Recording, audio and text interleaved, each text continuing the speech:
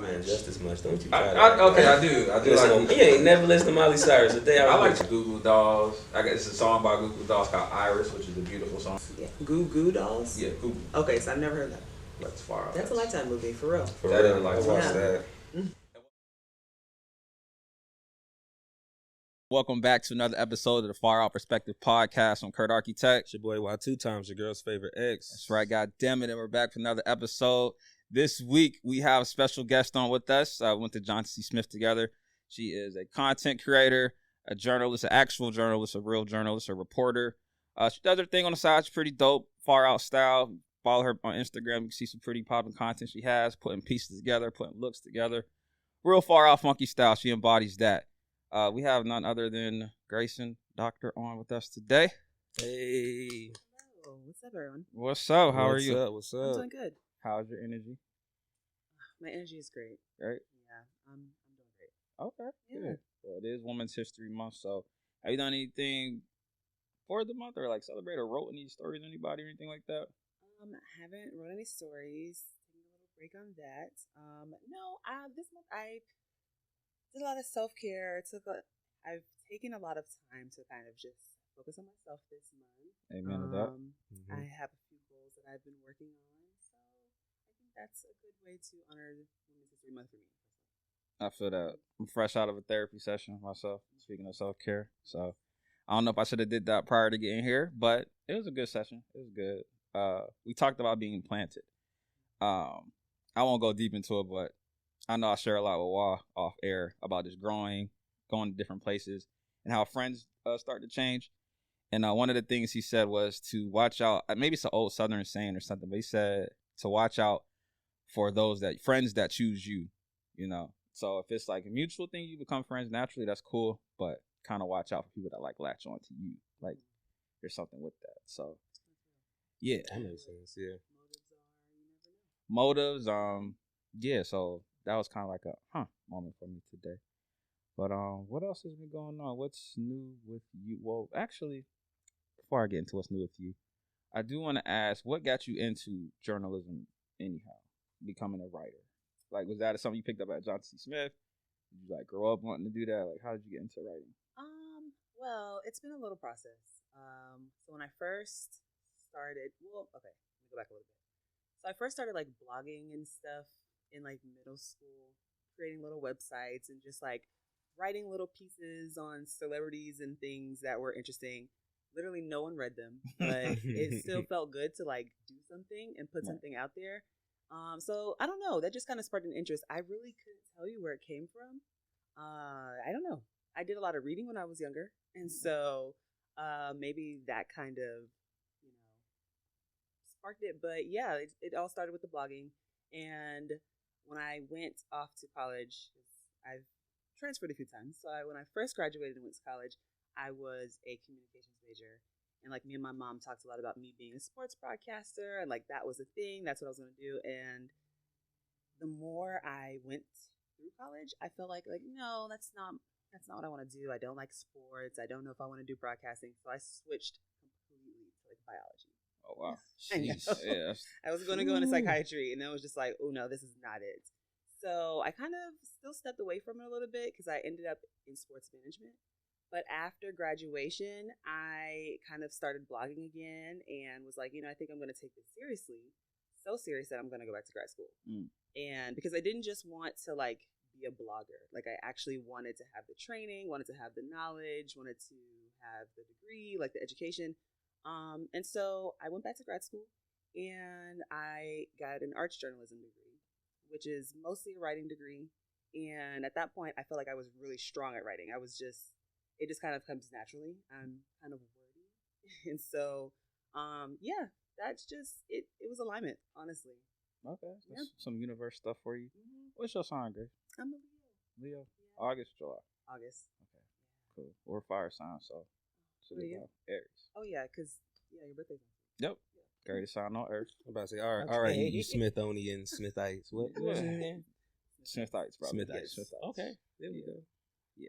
So what got you put it on your heart more to write small or like more of the local stories or things that are important. Because I did see your piece on 60 Minutes. You guys were talking about small print and how that media is important. As you can see, like the billionaires, like Jeff Bezos buying out some of the bigger, news media platforms to help convey whatever their agenda is or whatnot to help kind of. That's a whole nother conversation. But why is it for you to get out the small town story or the guy at the corner store, or even stories about? I listened to one you put out last year about how North Carolina has about like 380 breweries and I think only 6 are like black owned. So what puts it on your spirit to highlight some of these stories? Well, for things just like that, because if you don't have those local people telling local stories, then you miss out on stories like that. You miss out on information like that. Like, who would know that there are hardly any black brewers in North Carolina, period? That's not really something. Yeah. Exactly. It's not really something you would kind of think about, but if you have people who are actually out in the community finding these things out, telling these stories, then, you find out. And you never know what that information could do for you. Maybe you want to go into brewery and, things like that. So I just think it's really important to tell those stories of the people who are in the community because they're often overlooked. Mm-hmm. And I feel like the focus is usually on like what's happening that's not good, like bad news or national news, and a lot of people just kind of get forgotten about. Right. So I just think it's important to really kind of dive into your community to know what's going on around you. That's really important too. And just to get to know the people who are doing great things or just have a story to tell in your community. Okay.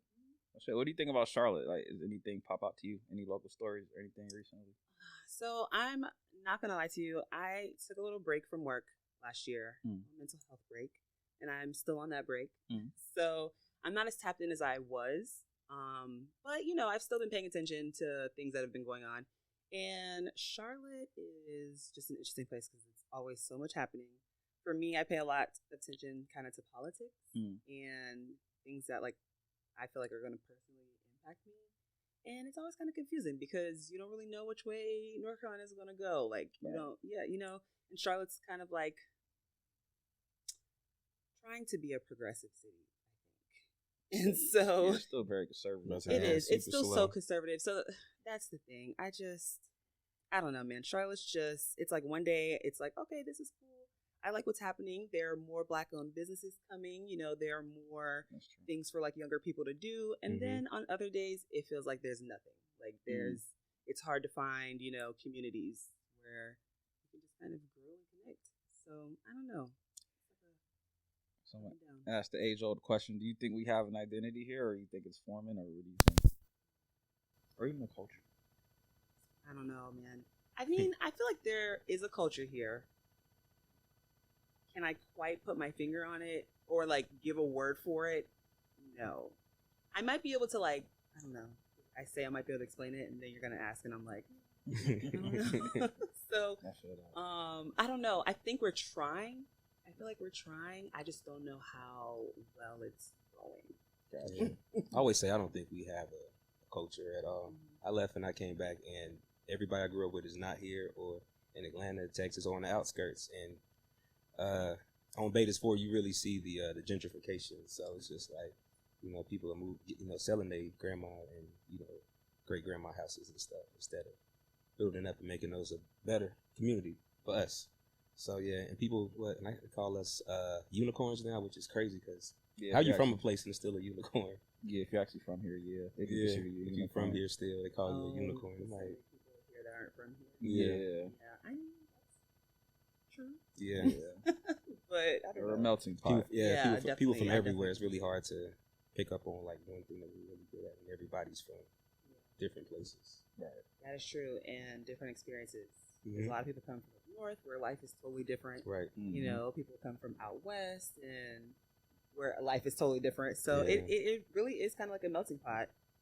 But I don't know if it's true us. For sure. True. No, it's definitely. And then you're from Charleston, so I would imagine.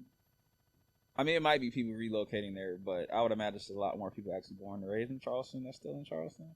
Or y'all have a city of transplants too.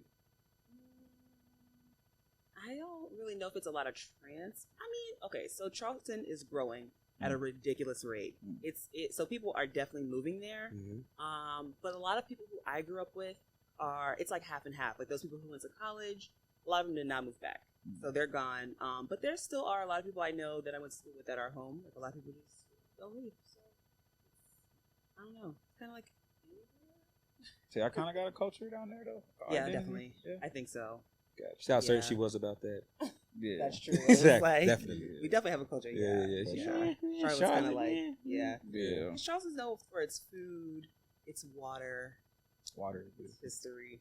You know, so it's like people know it. You say Charleston, and they're like, oh yeah, like I love it there. I want to go there. Charlotte. I mean, some people do tend to have the same reaction, but I couldn't tell you like what its thing is. Gotcha. That makes sense. Well, since you are on the FawrOut Respected podcast, which we do appreciate, kind of always make it a point to highlight what FawrOut is for the talented, unique, and misunderstood. So, for myself, quick story, I always felt like I was an outcast growing up in Erie, Pennsylvania. Went to school with a lot of white kids, went to Catholic school. So just kind of trying to find my way. Like some of my friends might want to hear Gucci Mane's greatest hits, but I might want to listen to like Miley Cyrus or somebody, Party in the USA for that day. Or something you like Gucci Mane just as much. Don't you try to I do. I do like Gucci You ain't never listened to Miley Cyrus. The day I like Party in the USA by her. That don't count. That's a single. Name of something. Still a Miley Cyrus song. And it was a great one. Exactly. I like Avril Lavigne. I like Goo Goo Dolls. This is a song by Goo Goo Dolls called Iris, which is a beautiful song. Yeah, Goo Goo Dolls. Goo Goo Dolls? Yeah, Goo Goo. Okay, so I've never heard that. Yeah. How many, that one person? How many people is that? They're a group. So like a rock band. Oh. Yeah, they have a beautiful song called Iris. Yeah. I'll put you on later. Okay. But and Wawa, you can speak to yourself how you probably being a little different as well. So he's in the anime. Well, yeah, anime as a child. He was bullied. I wasn't really bullied back then, I guess we just called it, roasting each other. Yeah, that too. Yeah, I don't think it's bullying if you got jokes back. So, I took a couple L's, but I won some of them fights. I took a lot. Yeah, you took most of them. But look at me now, man. Yeah, that's the past. That's the past. But yeah, anime was it's really accepted now. But growing up, it was just one thing like I could never really talk about outside of when I was playing football. We both grew up on the west side. You was outside playing football, basketball, or any other illegal activity that was going on outside. So nobody was really Goku. Nobody really talking about stuff like that. So that was always different. But yeah, I used to have to work my way into different groups, being that my name is Wawa. I grew up with my mom, which is American, but my dad's African. So I grew up black, but I have an African name. So people always be like, the Africans be like, you're not really African. And, black people be like, Wawa, get your, African over there or whatever. You in the middle. I was in the middle, but, you find your people and facts. You just deal with those people. Facts. Find your tribe. Yeah. So you think about like an Issa Rae, insecure, awkward black girl, like in the middle, like, we kind of target the alternative black crowd. Still the stereotypical too, because it could be like somebody that's like a little baby, but they might be in the anime or they might draw or paint. Because I can hoop. Yeah. I'm on the court right now. Or why they could be in the anime, I can still hoop. So, we kind of want to reel in everyone and create that sense of like home and community, what it is to be FawrOut. So, analyzing your style, you do have a unique fly style, I would say. Pretty fly. So, what would you say goes into making you FawrOut? What makes Gracyn FawrOut? Or when did you first discover, like, yo, I'm different. I'm not into the same shit y'all are in? Oh my gosh, so early. It was like second grade. Yeah. I know. I've been different all my life. Like, I was so, like, I felt normal. Went to a little black school in kindergarten and first grade, and then I got snatched up. Went to this creative arts school that was majority white, and I was just like a sore thumb, man. I was tall, first of all. So I was like the tallest girl in my class. And I was super skinny. And so there's those two things. I had really big eyes. There was a lot going on. And so on top of that, it was like a group of white kids with a handful of black kids. And I'm like just different from these black kids. Like I live in the suburbs, like I am completely opposite. I don't wear the flyest shoes. I don't dress like how they do. And so, it was hell, honestly. I would never repeat those years. Understood. So I knew very early that I was just kind of different.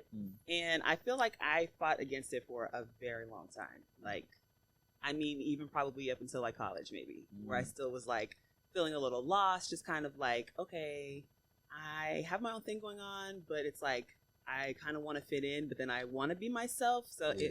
it's such a weird balance, right? Yeah, it really is. So I don't know. I have spent a lot of time over the last in college. I think I hit this thing where every summer I was just like, okay, how can I elevate myself? You know, like elevating my style, like elevating just I don't know my interests, like things that I like to do, and it's just honestly continued from there. Like every year, I feel like I just kind of get a little better, but it's really because I'm like getting to know myself more and just letting myself be without stuff. Yeah, you know, I don't really care anymore about trying to fit in. Yeah, I mean, I'm 30, that. So it's right. like that's how I feel. Why do I give a fuck what people think? Yeah, you know, so yeah, that's it. The anime thing, sorry, I just want to say that's so interesting because like growing up, like boys were so into anime. It's like all they talked about, and it seemed like it was like if there were, it wasn't a girl thing. Like there were no girls that talked about anime. It was always like one girl in the group. Yeah, like maybe, you know, but it was always just a bunch of guys. Like, and it didn't matter. Like, so I don't know. That's really interesting that you say that because I thought I was on the outside for not liking anime growing up. Yeah. Yeah. So yeah, I played football, but you know nobody really talked about anime really over there. So I would have to go to like the other kids' table like during lunch and be like, "Did you see Naruto this week?" Yeah. Then like act like I was back over there, like, yeah, you know, girls. Okay. Oh gosh. Well balanced, man. So is there like a defining moment though? I know you said slowly like every summer you start to build yourself up more. Or was there like this one time you recall where you just said, fuck it, I'm about to just lean all the way into myself. I don't care what nobody thinks, what nobody has to say. Was there? Because mine was recent as fuck. So yeah, we're turning 30 soon. So you know, I was gonna say I feel like I've had two moments like that. One was very recent, like kind of going into 30. I definitely was like, I don't really care because there's like, okay, so I hit that first moment when my mom died. That's when I was just kind of like, you know, it's like I felt like I truly, in a way, kind of could be free to be myself, you know, without any like, I don't know. I felt like I could really, really open up. And so I took that opportunity to just kind of like let myself just kind of live, just do things that I've always wanted to do that I may have gotten like chastised for or anything like that. And so it's kind of grown from there. But even then there was still like a little bit of like, it was like that battle with like fighting to like want to fit in and then wanting to be myself. So I think I've really solidly hit that moment probably like at 20, literally like going into 30, where I was just like, I am who I am. There's nothing I can do to change it, but I don't even want to change it. You know, like I like who I am. That's all that matters. Yeah, exactly. You know, I just kind of took the time to know myself, and I like a lot of things about me, and I don't want them to change. And if people like them, then that's great. But if not, then that's they don't fuck them. Yeah. That's how I feel. Like I feel like I started my journey because I don't think you really learn yourself in college or you find yourself in college. Like my journey starts at like 25, and I just really started to arrive at really being comfortable, really liking myself probably like 29, like when I turned 29 last year. It's interesting you say the loss of your mom, how you kind of really started to lean more into yourself and be more of this free-spirited person. Because I feel like Shane, who we all went to school with, after his passing, I felt like that kind of really also pushed me all the way off to being myself. Because that's someone always supported me for being myself too. Like I think when I first got my nose pierced in college, I had a shag. Like I don't have this outgoing personality. People that don't know me like that. Don't laugh at my shag. Sorry. I feel like it's a flashback. I feel like it's people that's like they don't know me that well. They be like, "Wow, would Kurt get that?" Like, you know, just not really knowing me for real, right? So I remember one time, probably it's either during the nose ring or the shag, one of those eras. You gotta put a picture of you and that shag on this. Oh, I'll give pictures of that. She could put it in the edit, but I like my shag. It was Kanye inspired. It wasn't the Dallas, Texas shag. It was Kanye inspired. Okay. Anyway, it's probably why I don't have hair now. I think I experimented with my hair way too damn much. But whatever. That's whatever. Whatever. And also I was train of thought. Yeah, I remember one time he said something. That's why I messaged you, Kurt, because you don't care. You do stuff you don't care. Like you just do what you want to do type shit. And I just kind of like took that with me. And then even like starting to learn more about astrology and our signs. Like you're a Leo, fire sign. I'm an Aries, fire sign. Bold motherfuckers. Like don't really Scorpio, care. water sign. We're talking about signs. Just saying. Scorpio. Fiery water sign. Yeah, You're right. yeah. Sorry. Scorpio. Just had to throw that out there. We done brought him up twice. We don't know my sign at all. All right. They do say Scorpio is the fire sign of the water sign. Okay. That makes sense. Boiling Okay, water. yes, Okay. That makes hot sense. water. Okay, well, shout out to y'all. Thank you. Just leaning into more of that. Like even Craig, shout out to Craig, another Johnson C. Smith graduate. Like him mentioning, ain't your birthday coming up, and then like the identity of the Aries ram on my neck, side of my neck. So just taking pride in like being destined down there, like by like universe, however your chart and shit like that is. Said I was like, so the passion of him that kind of helped push me off into really the same bucket too, kind of. So it's interesting. But yeah, I think it was the same for me too. Like I don't want to say that to say like, oh, my mom was so, because it wasn't like that. Like my mom was very encouraging. You know, she wanted me to be who I am, but she was also at the same time a reverend, and there are a lot of things that come with that. You know, like so I felt like I, couldn't explore astrology as much because afterwards, that's when I really kind of dove into that too. I've always been into like my zodiac signs and stuff, but reading horoscopes was like, don't do that. So shunned upon when growing up. So I feel like that was kind of I definitely agree. Like, and grief does a lot. It'll change you. Like it makes you want to kind of go in and find yourself sometimes because you're who you got. Yeah. It's like I feel like I also kind of had to do that because I needed myself. that makes sense. Yeah. I think grief really helps people realize that life is short. So you just like, I might as well, That too, yeah. For sure. Why Live not? my life. Yeah. For sure. It does definitely put a different light on it. Kind of move with more of a sense of, I might be speaking for myself, kind of more of a sense of urgency, but also more free to like further doubling down on the not giving a fuck what people think about you type of energy on some FawrOut shit. So appreciate you sharing what makes you FawrOut. So to stay on that path with FawrOut, did y'all notice or see anything? We should put like a thing on the camera that says FawrOut shit or something. But or that's FawrOut. But did y'all see any FawrOut shit this week or anything that made you think like that's wild or that's dope, that's cool, that's insane? Like my that's FawrOut would be I was looking at Donkey the other day, and a dentist, I think in Alabama, he poisoned his wife, and to get with apparently another dentist or something. And apparently he have an affair. Yeah, like be with the mistress. Yeah, but that's a good show on Snap. Apparently, but the FawrOut shit about it is apparently he done it before because they were showing text between, or they were mentioning text between him and his wife, saying how she feels a little woozy and given our history, like, and I guess he said no, I did not do anything or try to do anything, but he ordered some shit to the dentist's office and mixed it with her. What do you take for your pre-workout? Yes, he mixed it either that or one of her like protein smoothies. He mixed it in there. She died, so they showed his mugshot. He had 6 kids, so that's what. That movie, for real. For real. I watched that. Yeah. So did y'all see anything? Well, it don't have to be dark like mine. That's just what stuck out to me. But anything that's like good, just FawrOut. I watched the TikTok's representative. He was on. He was talking to the I don't want to say the board. I don't really know politics, but he was basically. They wanted to talk to him. They had concerns about TikTok, and they would basically just ask him a whole bunch of questions.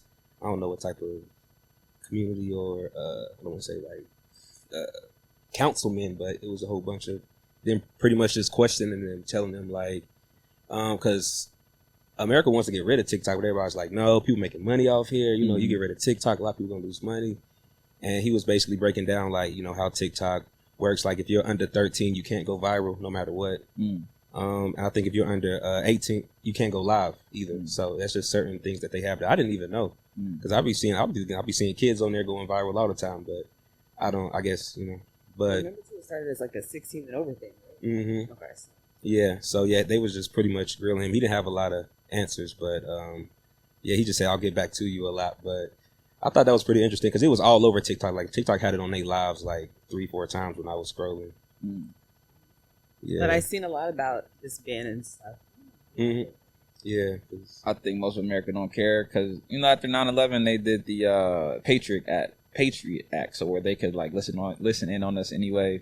So I feel like most of us feel like we're being spied on regardless. Like now you're typing up something, or you're thinking of something, then it's on your Facebook ads, it's on Instagram. That's so Like, hey, you should get this microphone. We heard you talking about you need a microphone for a podcast. Yeah. Here you go, my nigga. And they updated the TikTok, I guess, guidelines, so they got more like they get more privacy info and stuff too. Yeah, They can get more information. Mm-hmm. Like, and on your phone, you usually just see like an updated policy, and you just hit got it, and just go back to scrolling. But yeah, they really actually changed it. Yeah. They probably might just not let you. I mean, that's the new warfare anyway. Yeah, I'm about to say everything, technology and stuff like that. But I did have another far out while I was talking. I want to get to if you have a story too or something far out that you saw. But Uganda, have y'all been paying attention to what happened over there? No, so Uganda, they made it illegal for anyone that identifies as a gay person over there. So if you're gay or you identify as that, I think the penalty is, it's death. The only thing is just like. Oh, I'm about to say, that's in a couple of places. But that's wild though. Wild. Like in this age of that's here awakening and yeah, but it's coming here for sure. Yeah, it's the age of the way they are trying to pass things back. But that's just I don't know. It's just coming into this awakening age that we're in, and everyone being more open and accepting. Obviously, not everyone is, but it's just crazy every now and then when you read stumble across stories where. It's literally right. You think we should be passed punishable by death if you are a gay woman or a gay man or bisexual? Like that's wild. Just when you thought we come a long way, you still see. Well, in America, there's still obviously hatred and stuff though too. But that was another far out one to me. Mm-hmm. But I feel like that kind of leads into on my mind. One, I don't know if you guys saw this video of Candace Owens where she recently was talking about the woman in the wheelchair ads and how she's like, all this inclusivity, I don't understand. Like she's pretty much speaking out against inclusivity, of course, as she does. But I just thought it was so ridiculous because, like, how are you going to complain about people in wheelchairs being in ads? Like, and then she tried to compare it to like people on crutches, and like we as educated people know that that's not the same. Right. You know, crutches aren't as permanent as like a wheelchair is. You know, so I just thought that was so ridiculous. And I forgot the connection with what you said, but I was talking about how like open the world is, like how it seems we're in this awakening age, and how it's crazy. Yeah. Reminded of people still, you know what I mean? That's what it was. Sorry, had a little moment, but yeah, that's where I had that moment where I was just like, wow, people are really like, are there people out here that really believe this? Like, you're really upset because you saw a woman in a wheelchair in an underwear ad. And that made you feel like, oh my gosh, all this inclusivity is just so terrible. That's ridiculous. I just thought that was so crazy. That's ridiculous. But the one that I really, really wanted to talk about was this. Arizona has this hotline, so we know they're like banning books and doing all this stuff down everywhere. Mm-hmm. And so Arizona has this hotline now where parents can call in and report teachers for teaching anything along the lines of gender, race. They have a new one, which is like social emotional learning now. So teachers can't teach about like empathy towards people and things like that. So it's just getting more and more ridiculous, but it's also really scary. Yeah. Because it's like, and that's what I was talking about earlier with North Carolina. You don't know which way things are going to go. You don't know what's going to hit here, what's not, you know? So I don't know. It's crazy. Just a whole bunch of little psychopaths. That's all we're gonna have. Yeah. You see what they're trying to do in Florida? I think they even trying to get rid of like fraternities and sororities down there. Like, that critical race theory thing. But it's so many people that think like the governor down there. I feel like somebody like, not to throw South Carolina under the bus, but I feel like the governor down there could be looking at Florida like, I'm like spitting. Exactly. So, exactly. Like, let him cook. Okay. Yeah, let him cook. Yeah, like how can That's exactly what I'm talking about. How can we do that in the Palmetto State? Yeah, and you never know with North Carolina. You never know what they're going to be like.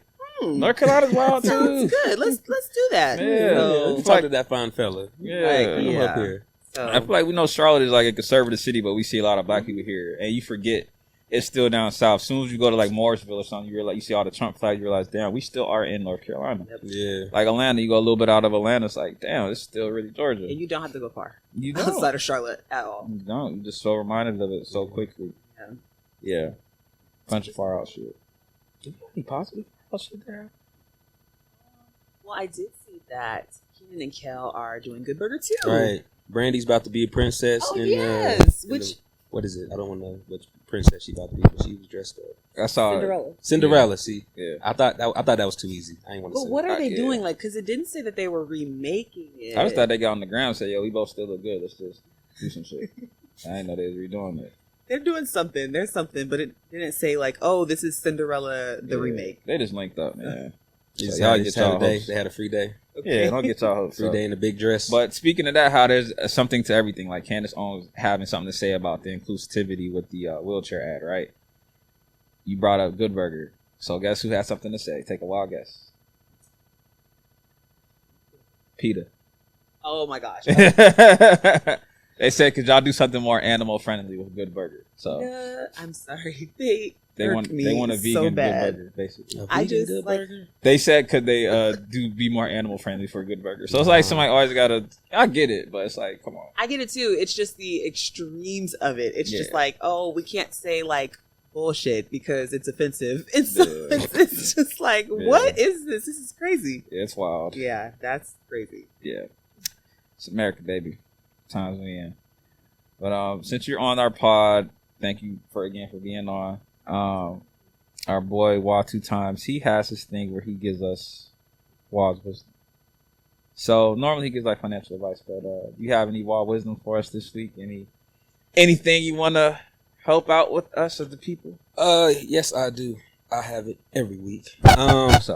So what I'm gonna talk about now is for people that's trying to build their credit. I use a credit card service called Self, and I used them for I used them for about a month, and it really boosted. Oh my goodness, a year, and it really boosted my credit score up probably like 100 points. Get out of here. And yeah, I just use this, make quick payments. They got different.